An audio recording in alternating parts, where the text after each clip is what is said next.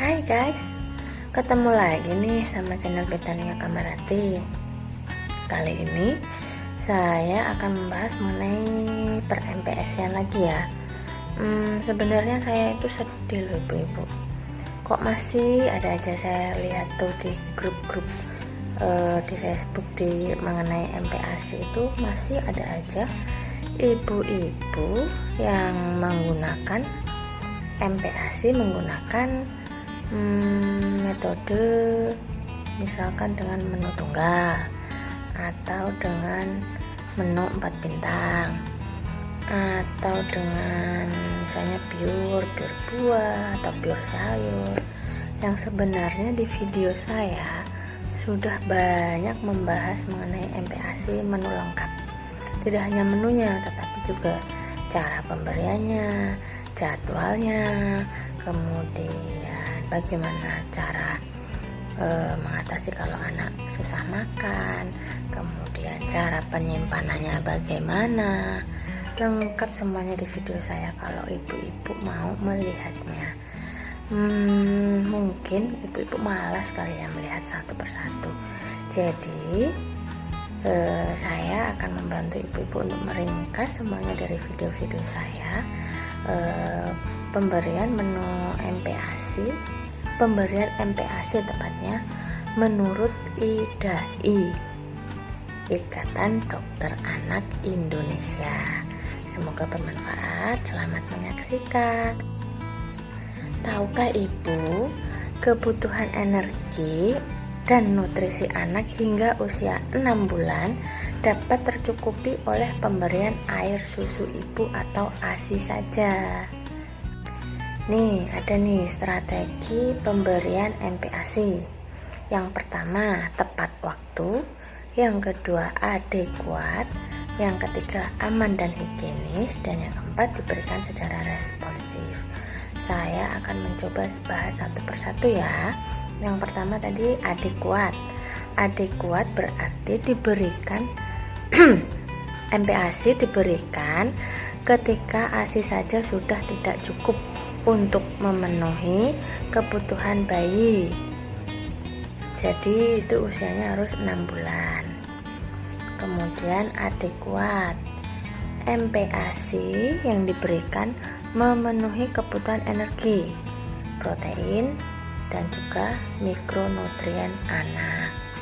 Yang selanjutnya aman dan higienis, artinya proses persiapan dan pembuatan MPASI menggunakan cara, bahan, dan alat yang aman serta higienis. Dan yang terakhir, diberikan secara responsif.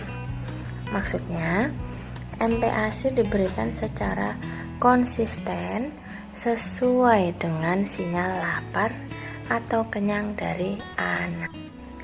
Kapan sih MPASI bisa diberikan kepada anak?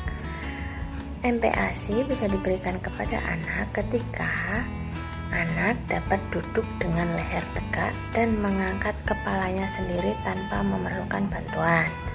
Bisa duduk sendiri. Kemudian anak menunjukkan ketertarikan terhadap makanan, misalnya mencoba meraih makanan yang ada di hadapannya. Yang ketiga, anak menjadi lebih lapar dan tetap menunjukkan tanda lapar seperti gelisah dan tidak tenang walaupun ibu sudah memberikan ASI secara rutin.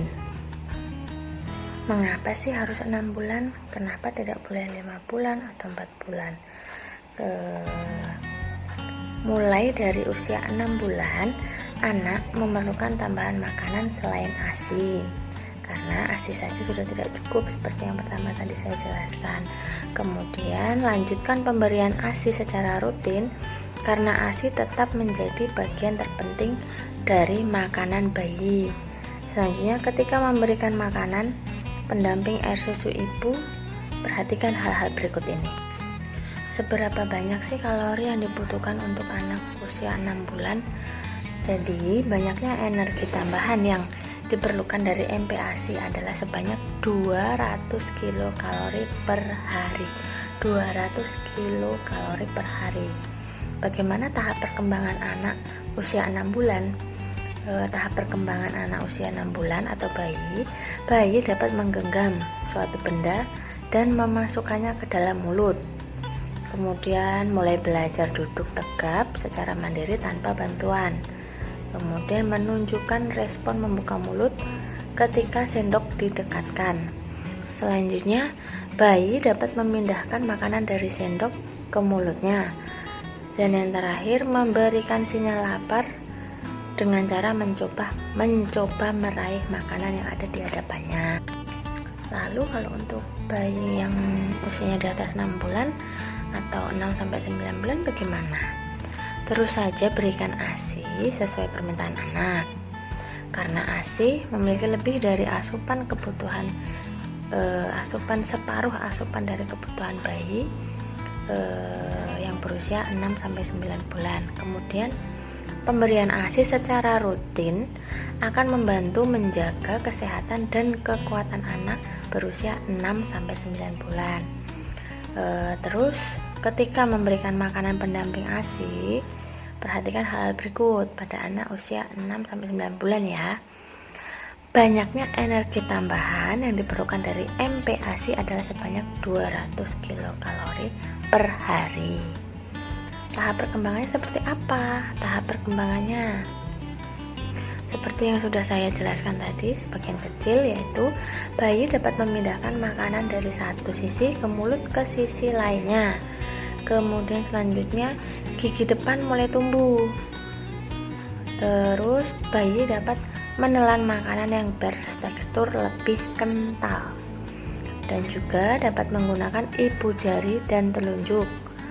Dapat juga duduk sendiri tanpa bantuan dan juga menunjukkan jari ke arah makanan dan mencoba meraih makanan untuk menunjukkan rasa laparnya. Kalau untuk tekstur, untuk bayi 6-9 bulan, berikan 2 hingga 3 kali makan dan 1-2 kali selingan tiap harinya. Ini 2 kali hingga 3 kali makannya ini porsinya 2-3 sendok makan dewasa ya Bu Ibu. Kemudian jumlahnya seberapa? Tingkatkan jumlah MPASI secara perlahan menjadi setengah mangkuk berukuran 250 ml. Jadi semakin usia bertambah, jumlahnya juga semakin bertambah. Tidak bisa disamakan dengan bayi yang masih usia 6 bulan. Selanjutnya bagaimana dengan teksturnya? Teksturnya berikan MPASI dengan tekstur bubur kental atau pure atau makanan yang dilumatkan hingga halus. Itu untuk 6-9 bulan loh ya. Kemudian responsifnya harus bagaimana? Responsifnya, ibu hendaknya tetap bersabar dan selalu memberikan dorongan agar bayi mau makan. Kemudian masih sama, jangan memaksa bayi untuk makan. Selanjutnya, gunakan mangkuk tersendiri berukuran 250 ml untuk memastikan jumlah asupan bayi tercukupi. Kalau pemberian MPASI untuk anak usia 9-12 bulan bagaimana? Untuk teksturnya, jumlahnya seperti apa? Ini untuk pemberian MPASI untuk anak berusia 9 hingga 12 bulan, terus berikan ASI sesuai permintaan anak. Karena yaitu tadi, ASI memang masih memenuhi separuh kebutuhan energi anak berusia 9-12 bulan. Selanjutnya, pemberian ASI secara rutin akan membantu menjaga kesehatan dan kekuatan anak berusia 9-12 bulan. Selanjutnya, ketika memberikan makanan pendamping ASI, perhatikan hal berikut. Banyaknya energi tambahan yang diperlukan dari MPASI adalah sebanyak 300 kilokalori per hari. Kemudian tahap perkembangan anak usia 9-12 bulan adalah yang pertama, bayi dapat merapatkan bibir ketika disuapi untuk membersihkan makanan yang ada di sendok. Selanjutnya, bayi dapat menggigit makanan dengan tekstur lebih keras. seiring dengan bertumbuhnya gigi. Bayi juga mulai dapat mengatakan sesuatu dalam konteks yang spesifik. Bisa jadi menyebutkan beberapa nama makanan yang dia ketahui atau yang pernah dia makan. Selanjutnya si bayi juga bisa menggumamkan lapar dan beberapa nama makanan yang diketahui untuk menunjukkan rasa lapar. Kalau anak saya biasanya kalau lapar bilangnya mam gitu. Untuk frekuensi untuk pemberian MPASI pada anak usia 9-12 bulan yaitu berikan 3 hingga 4 kali makan dalam dan 1-2 kali selingan setiap harinya. Jadi maamnya boleh 3 kali, maam utama, selingannya boleh 1-2 kali. Selingannya bisa buah, bisa roti dan lain-lain. Kemudian jumlah yang diberikan, berikan makanan pendamping ASI sebanyak setengah mangkuk berukuran 350 ml. Selanjutnya teksturnya bagaimana? Kalau teksturnya sendiri, berikan makanan yang dicincang halus. Sudah boleh dicincang nih kalau anak usia 9 bulan ke atas. Dicincang kasar juga bisa, atau makanan yang dapat dipegang oleh anak atau finger foods. Kemudian bagaimana responnya? Ibu hendaknya tetap bersabar. Pokoknya dari awal MPASI harus tetap bersabar sampai dengan umur 12 bulan pun tetap harus bersabar. Karena anak itu kan beda-beda, ada yang suka makan, ada yang biasa aja, ada yang malah susah sekali. Jadi ya memang kesabaran itu sangat penting. Bersabar dan selalu memberikan dorongan agar bayi mau makan. Yang selanjutnya masih tetap jangan memaksa. Kalau bayinya sudah nggak mau, misalkan maunya cuman 1-2-3 suap aja, ya udah. Kalau nggak mau ya udah, jangan dipaksa, nanti dia trauma. Jadi dia nanti berpikiran kalau makanan itu tidak waktu makan itu tidak menyenangkan sekali karena sering dimarahin sama ibu gitu. Kemudian gunakan mangkuk tersendiri berukuran 250 ml untuk memastikan jumlah asupan bayi.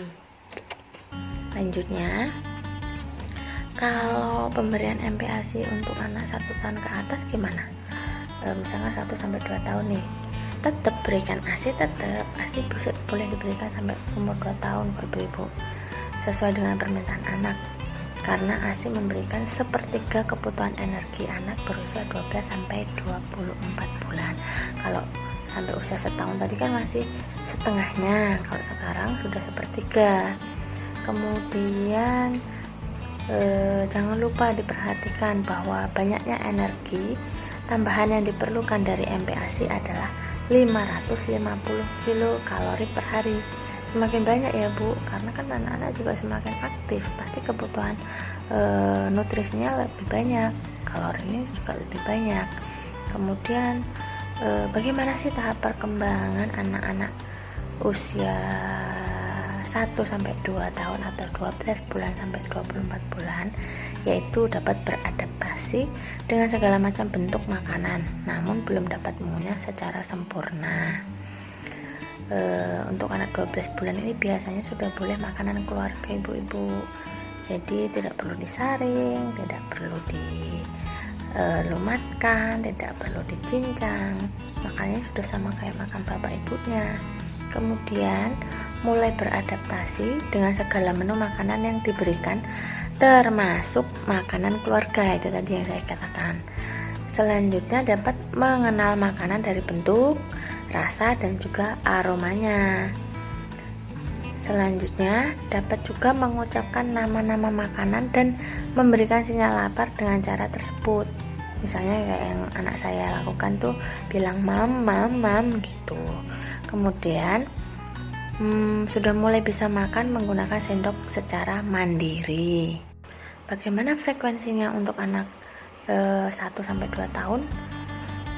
Masih sama kayak sebelumnya, yaitu berikan 3-4 kali makanan utama dan 1-2 kali selingan setiap harinya. Jumlahnya bagaimana?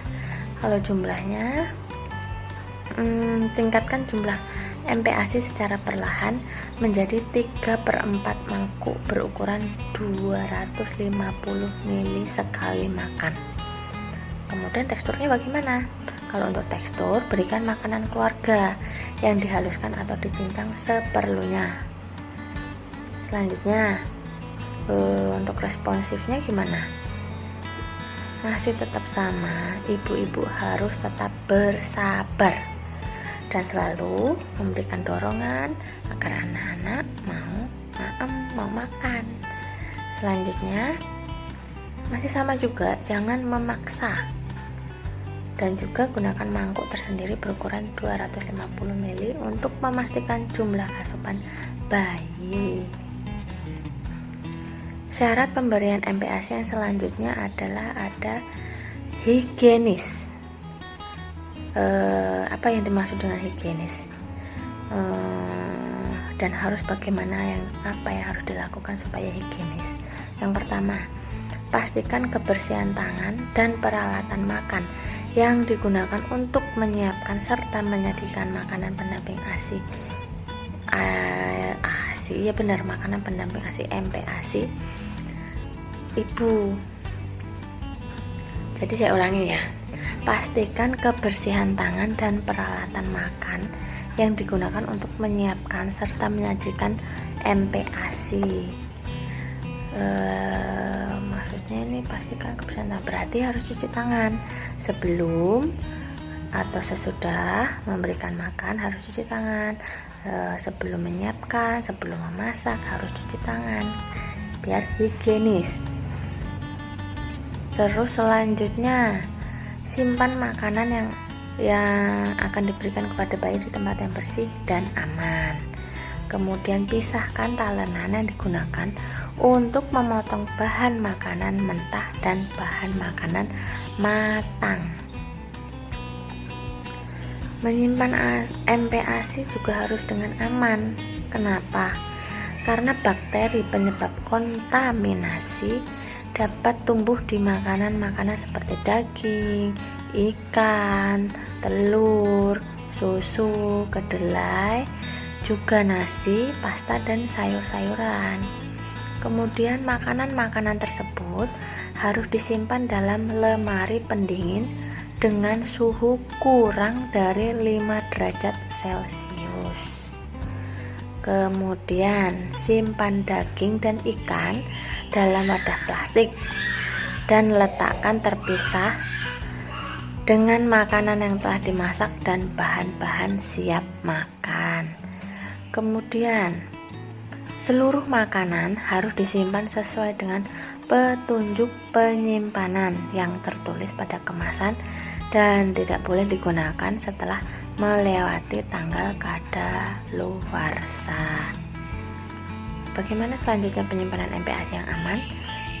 Selanjutnya nih, makanan yang seharusnya disimpan di lemari pendingin tidak boleh digunakan kembali setelah berada di luar lemari pendingin selama 2 jam atau lebih.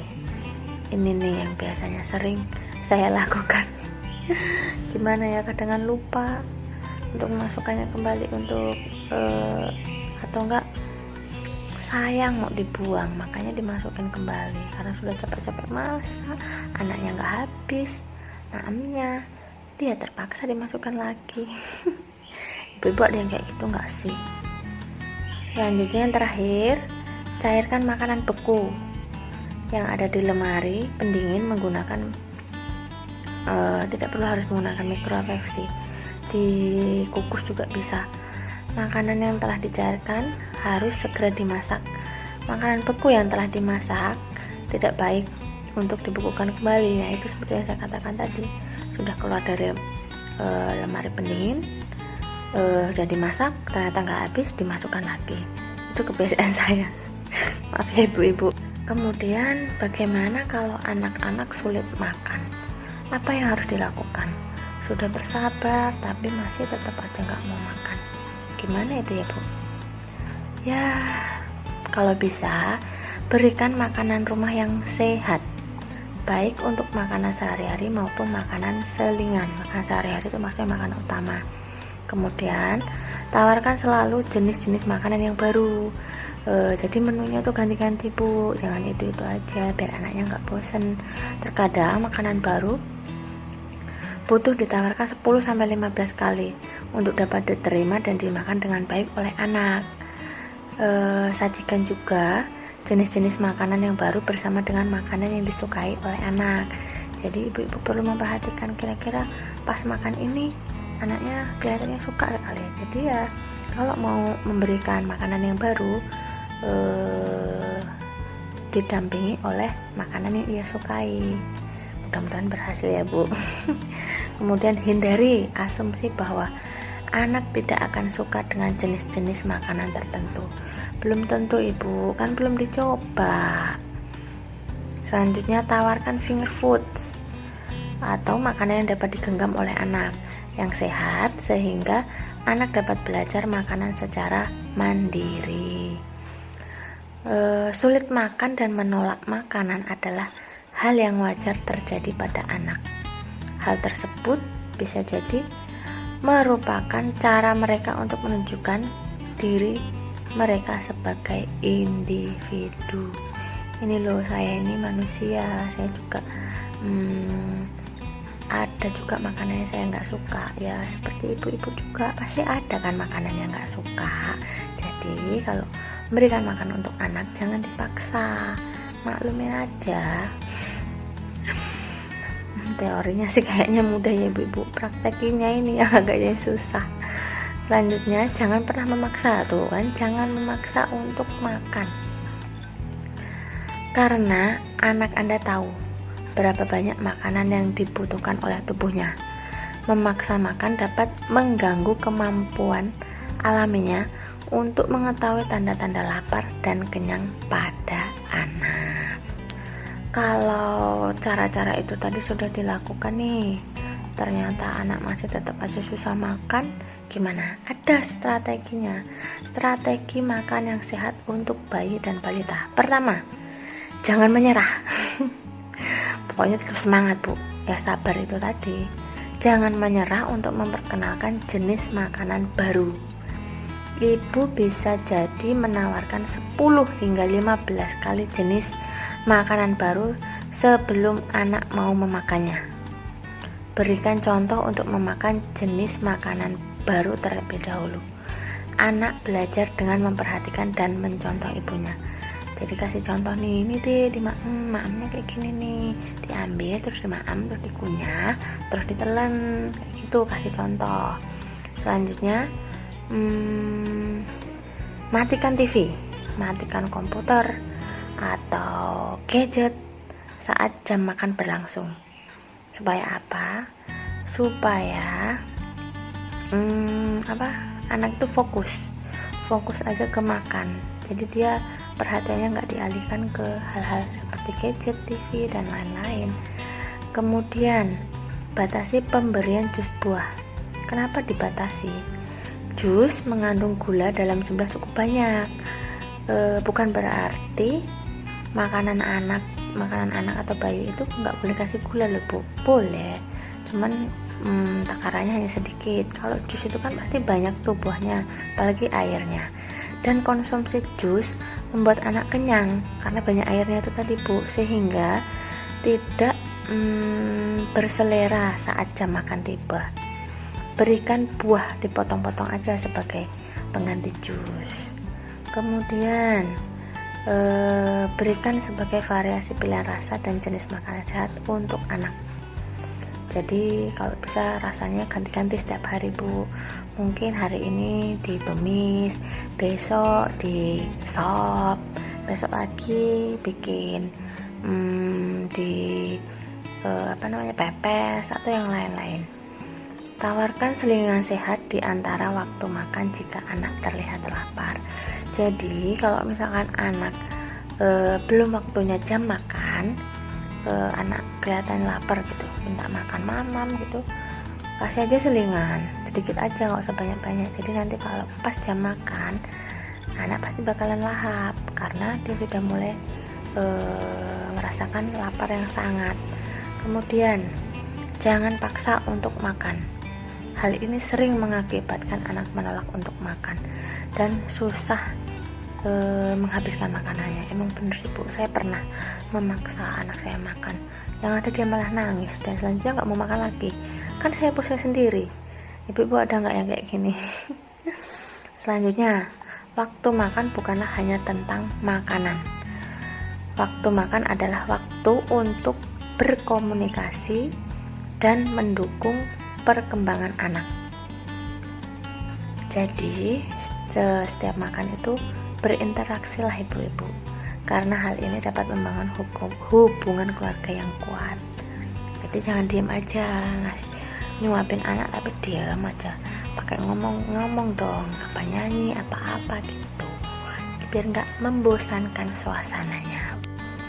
Demikian rangkuman mengenai MPASI, mengenai mengapa harus 6 bulan ada, bagaimana cara penyimpanannya ada, syarat-syarat MPASI ada, kemudian hal-hal yang harus diperhatikan tuh apa untuk dalam pembuatan ataupun pemberian MPASI apa, itu ada, sudah saya bahas di video ini lengkap ya. Semoga video ini bermanfaat, dan kalau memang ada ibu yang males nih melihat satu persatu video saya yang notabene memang sudah saya bahas semuanya lebih lengkap dan saya rangkum di video ini, ya bisa aja kok nonton di video ini. Terima kasih untuk Dr. Meta atas ilmunya, semoga bermanfaat untuk semua ibu-ibu yang ada di seluruh dunia khususnya Indonesia. Terima kasih, selamat siang, sampai jumpa.